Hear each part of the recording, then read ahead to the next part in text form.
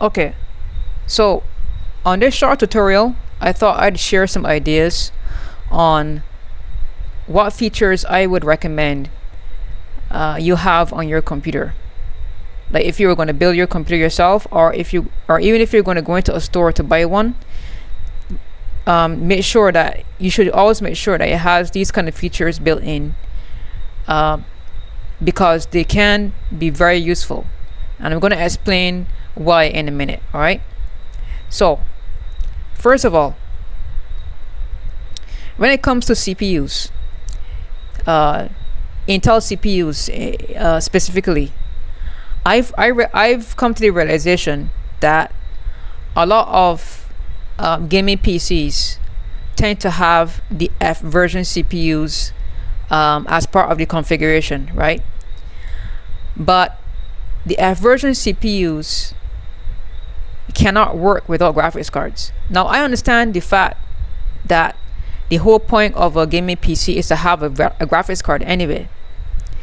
But let's say, for instance, you were playing CSGO, or you were playing Valorant or Fortnite or something, right? And then all of a sudden, the computer freezes right in the middle of the match. Now, you know, on online gaming, you can't pause the game, right? So you can't even do anything about what's happening with your PC. You have no access to the keyboard and mouse because you can't even see anything on the screen. Now, a lot of times for some people, right, they may still be able to hear what's going on because the audio is still working on their headphones, right? But the screen lost the signal, and then come to find out the reason why the company did that was because there was something faulty with their graphics card, right? Now, regardless of what some enthusiasts or even hardcore gamers may think, if you have to troubleshoot your PC in any way and your graphics card is faulty, to me it will make a lot more sense to have integrated graphics as part of your system's configuration. Because if you ever have work to do and you don't have time to wait to replace your graphics card, your system is now completely useless if you don't have a card. All right, I'm gonna show you right now what I mean. So when I click on the Intel Core i5-12400 here, first of all, this configuration here that I compiled together is for like an entry-level gaming computer. All right, so with the, let's say for instance you have a Core i5-12400. If I scroll down here, as you can see on this, as part of the processor itself, it says right here integrated graphics Intel UHD 730, right? Because this is a model of the graphics that's built right into the chip, and it would mean that regardless of what happens to your graphics card, as long as you have this bit baked into your processor already, it will mean that even if, let's say for instance, this graphics card here was faulty, let's say it had a bad capacitor or it had a bad MOSFET or something that, you know, was faulty. Well, even if that's the case, the computer would not be completely useless just because the graphics card is faulty. So which means that regardless of if the card is under warranty or not, you could still remove the card and use the computer, and you could either wait for the replacement while the computer is still working, and still watch YouTube videos. You could still do your email, you could still write out some documents, you can still listen to music because the computer will be functional. However, like I said before, on the other hand, 12400, yeah, this one right here, let's say for instance now you have this one, the 12400F, right? The F on the end means that there's no graphics built into the chip at all. So as if I scroll down here now, you'll see on the integrated graphics it says none, right? And that's because every single time you would need a graphics card. You know, and this is one of the major faults with these processors that they don't tell you about, or at least they don't even try to warn you guys about, right? It's a really bad idea in my opinion, because there's no need for it. Because check it out, the motherboard that I chose for this configuration is the Gigabyte B76CM DS3H DDR4 model. And on this motherboard, it has VGA, it has HDMI, it has 2 display ports, right? And on some other motherboards, you may also find DVI, right, as part of the on the back of the motherboard itself. It just depends on the model that it is. All right, but these are the kind of options that I like, where as long as your CPU has integrated graphics, these will then be useful. But if the CPU doesn't have the integrated graphics, these are completely useless. All right, and when it comes to troubleshooting, that's why it becomes useful. Because, you know, unless you had a card with the F version CPU here, there'd be no other way to find out whether or not your card is faulty. All right, so by investing a little bit more money, you ensure that you have that feature. So that's the first thing. Second of all, on some tutorials, they always recommend you guys have you always make sure that you are pairing, that you're not pairing any micro ATX size motherboards with any ATX size cases. To me, it's a good idea, because here's the thing about it. Let's say, for instance, you had a micro ATX case with a small micro ATX motherboard. Now, for some people, if they're now starting out, that's absolutely fine, right? But let's say, for instance, now you're thinking about upgrading your motherboard size to get more expansion, right?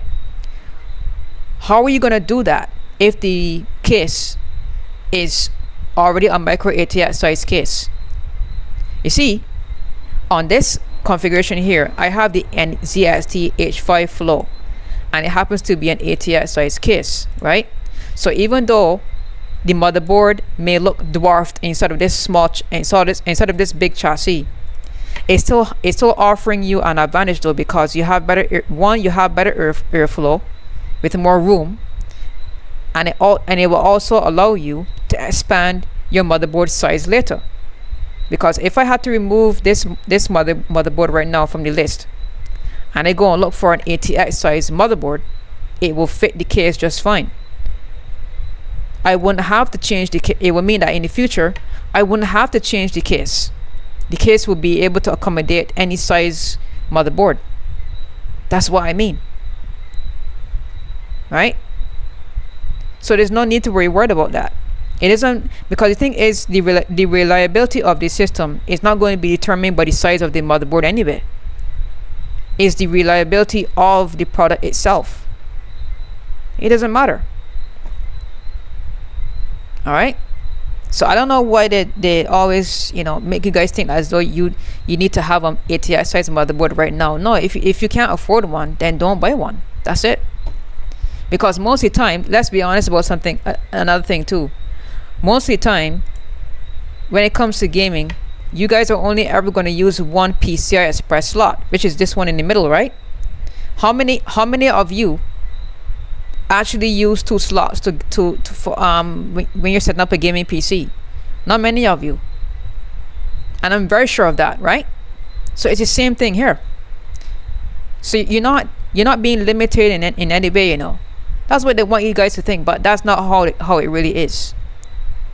If something happens to your motherboard and you have to replace it under warranty, or let's say you'd rather upgrade to something a little bit better, fine. But the size of the motherboard doesn't exactly mean anything at all. Not really. Some people tend to look at these micro ATX and mini ATX motherboards and they say, oh, that's cheap, I don't want that. That looks really cheap, and it looks like a product that may, it looks like a product that may break down on me very soon. But that's not true. But that's not necessarily true. All right. So that's the second thing. Motherboards and cases. The next thing to discuss would be power supplies. Now, I know a lot of people like to recommend these high wattage power supplies, regardless of what they're going to do with the computer, right? But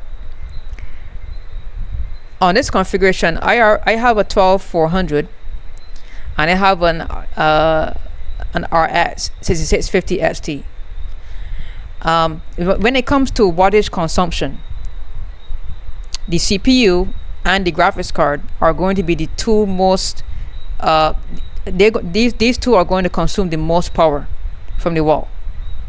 All right, and we need to understand is that all the other parts like the SSD, the RAM, if you have any air coolers or even liquid coolers, these things don't tend to consume as much power as these two, the CPU and the graphics card here.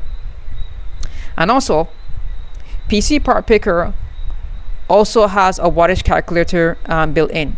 So what it's going to do is it's going to show me the average amount of wattage that the system will use at a full load. So what I tend to do is I will usually use this like as a grain of salt, where if I see here that the estimated amount of wattage is 391 watts, right? I'm not going to go for an 850 to 1000 watt power supply for a configuration like this. That would not make any sense, because if the budget in this instance is only $750 or so, then some of that money could be put towards possibly more RAM, or a bigger solid state drive, or even possibly two solid state drives. All right,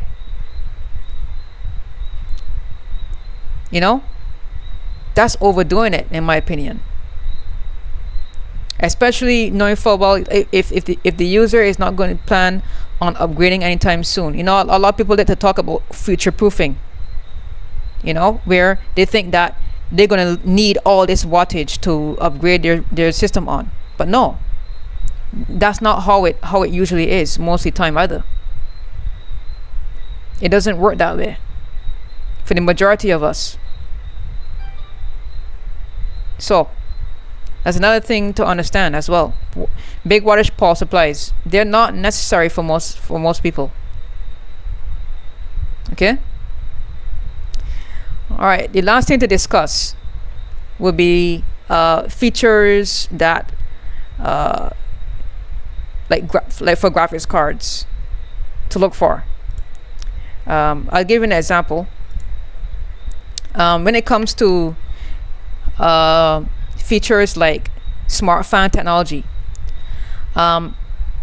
inside of my own computer configuration, I currently have an RX 550 4GB version card, right?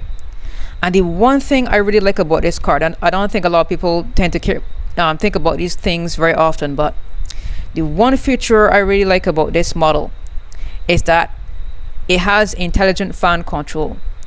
And this means that unless I'm gaming or doing any video editing, this fan does not spin. It doesn't spin. So right now, even while I'm recording this video, the fan does not spin. What's happening is it's being passively cooled by the heatsink itself. The fan doesn't need to turn at all. And it's a smarter way to ensure that the fan will last longer, because one of the things with fans is that they have bearings inside of them, and the bearings attract dust to the fan every single time. Every single fan that is inside your machine right now that's turning constantly, that's attracting dust, regardless of if you're aware of it or not. It's attracting dust. So the less amount of time that your fans are spinning, it's actually giving you an advantage. And some power supplies also have this technology baked into the hardware, where the fans are not going to spin until you start putting a heavy load on the system. All right. So it's going to stay quiet for the most part for the entire life of the graphics card or the power supply. See? And as long as you understand that the cooling capability of the card isn't going to necessarily make the graphics card run faster, then there's no need to be concerned about whether or not the fan is turning, because it's actually doing it's actually a good thing for the graphics card. Now, some graphics cards they may have 2 or 3 fans on the card itself, and only one of them may be turning, but that's normal.